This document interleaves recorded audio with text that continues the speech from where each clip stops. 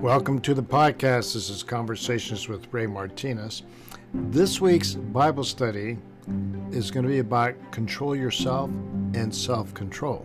We should control ourselves with self-control, right? We're going to read 2Peter 1:6, and it says, "And knowledge with self-control, and self-control with patient endurance, and patient endurance with godliness." The whole context of what Peter is talking about here is about growing in faith. If we read verses 3 through 10, you'll get the bigger picture of what he is talking about.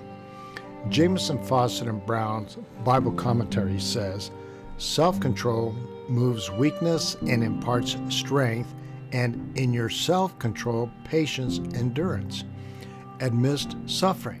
When we go to a physical therapist, they are there really to figure out what kind of exercises you need to strengthen or re-strengthen our muscles that are weak, consequently causing us pain in different parts of our body. Controlling our muscles and how they work in our body can help alleviate weakness in pain that consequently lead to the inability to perform or limit us in our performance. God wants us at full strength, full throttle, straight away with the most that we've got to offer. When my sister's big toe had to be amputated, she had to go to physical therapy to learn how to walk again. We don't realize how important our big toe is until it's missing, because it guides our whole balance of our body.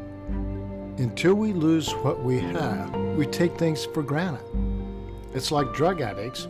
They face the same consequences. They rely on drugs for so long to make them competent, but really it's making them less competent. A drug addict doesn't know what he or she is addicted to until they actually run out of what they're addicted to. Even what seems to be some of the smallest things in our life are many times some of the most difficult, such as self-control of our appetite for food. Jesus showed us how to do this by fasting and prayer, because he knew appetites and food would interfere with our focus on Christ or God the Father. Self-control of even exercising, such as marathon runners. They'll run so much that they'll cause stress fractures in their hips or their ankles. Self-control of our tongue. James speaks about this. In James 1:26, he says, "If anyone thinks he is religious and does not bridle his tongue, but deceives his heart, this person's religion is worthless." Matthew 15:18 says, "But what comes out of the mouth proceeds from the heart, and this defiles a person." Matthew 12:36 says, "I tell you, on the day of judgment, people will give account for every careless word they speak." Man, I think about myself sometimes. What did I say wrong? Where am I going wrong? Well, thank goodness we are forgiven. Matthew 12:37 says, "For by your words you will be justified, and by your words you will be condemned." Colossians 3:8 says, "But now you must put them all away, anger, wrath, malice, slander, and obscene talk from your mouth." My grandmother used to say, when she wanted us to be careful about what we were doing or what we would say, she would state, "Watchale ai." And really that means watch what you're saying. And she always said it with such a serious tone while pointing her finger at us and staring you down.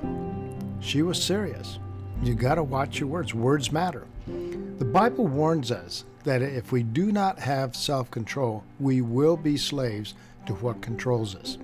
Proverbs 16:32 says, "Better to be patient than powerful.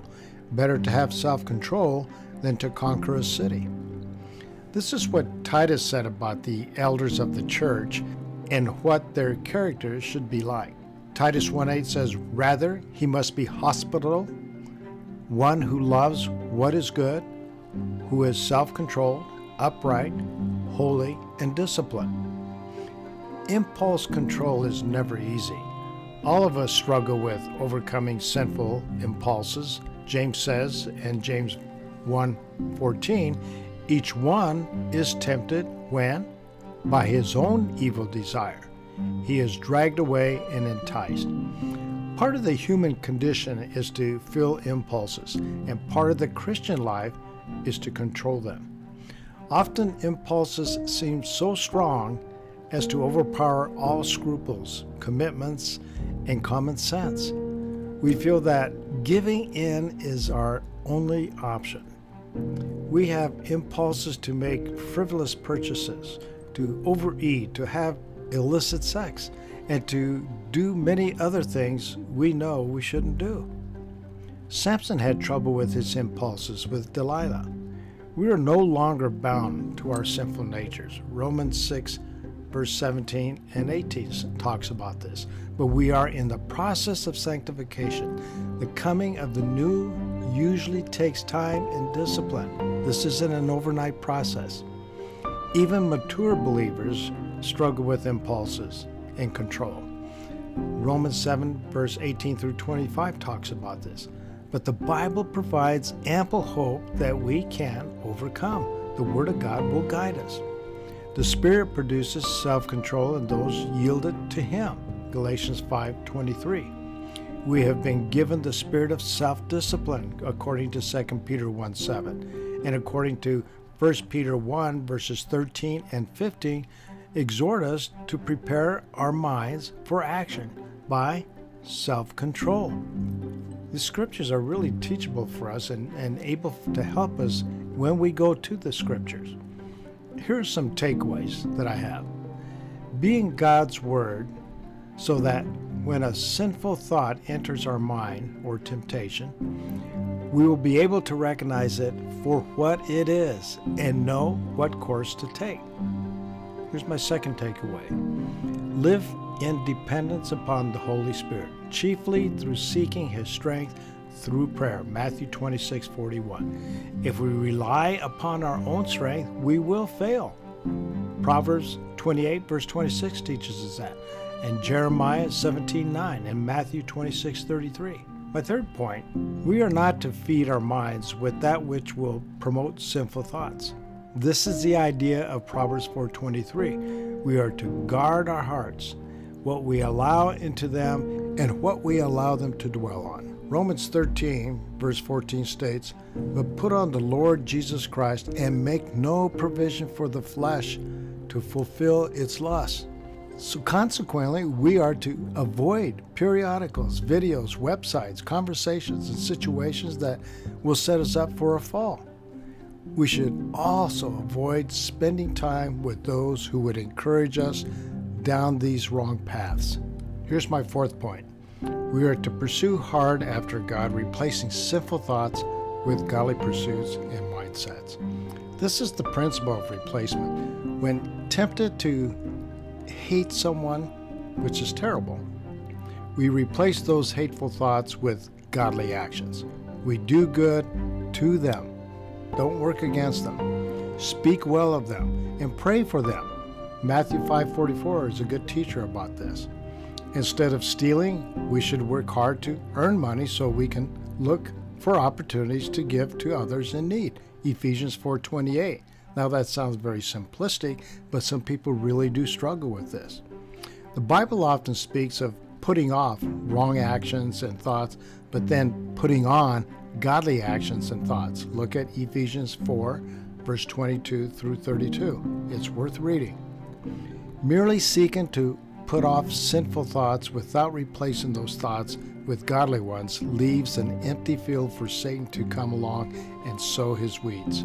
Matthew 12, verse 43 through 45 is a great illustration. Here's my fifth point, or my fifth takeaway. We can use fellowship with other Christians the way God intended. Hebrews 10, verse 24 through 25 states, and let us consider how we may spur one another on toward love and good deeds.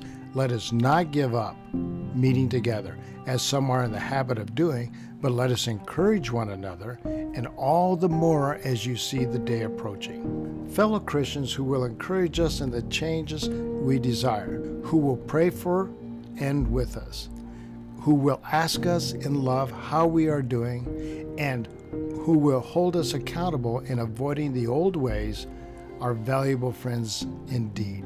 Our friends can help bring us under control. Consequently, they are a resource for self-control.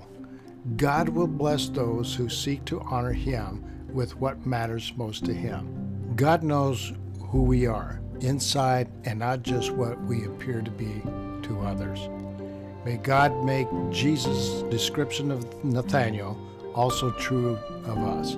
John 1:47 says, as they approached, Jesus said, "Now here is a genuine son of Israel, a man of complete integrity."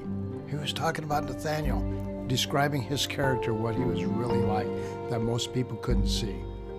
Last and most important, these methods will be of no value unless we have placed our faith in Christ as the Savior from our sin. This is where the rubber meets the road.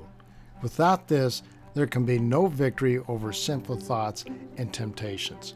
Without faith, we are out of control and clearly lack self-control. Do you want to be in control? Then our faith in what Christ can do for us will put us back in the driver's seat. Throughout the Bible, we learn that Christ demonstrates, He illustrates, and He helps us concentrate on Him. God bless you today.